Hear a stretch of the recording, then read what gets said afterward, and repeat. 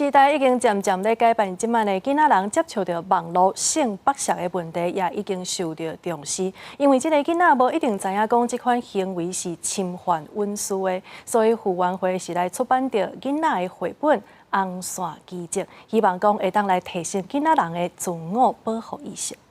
照片啊。 和我玩出一你身材那么好，只穿内衣一定好看。来嘛，大家。根据卫福部的统计，去年112年拢总接收到2903件囡仔性剥削通报，其中年岁上细汉的刚10岁。为着要预防这款代志，妇援会出版《红线机制》的囡仔绘本，希望提升囡仔人的自我意识。在104年至112年间，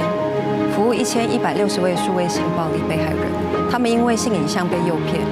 或被偷拍摄录取得，进而被威胁、恐吓、散布、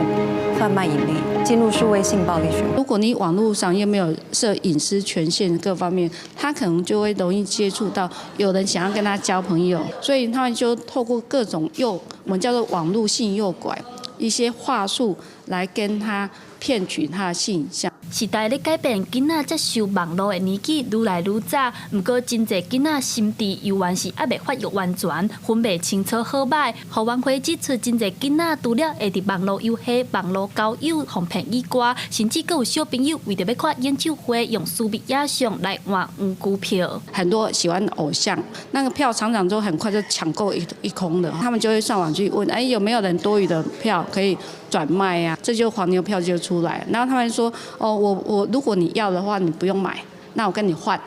好，或者是我送给你哈，那一样是他背后就会要求一些包含性影像，要求你跟他交往，甚至有可能性行为。妇援会表示，立法院伫7月一定三读通过离校性剥削防治条例部分条文修正案，若是开始买离校相关的私密影像，上当会罚关7年，加上100万的罚金。民间团体呼吁民众同齐关心这个议题，保护咱的囡仔。记者陈阿选柯敏哲台北报道。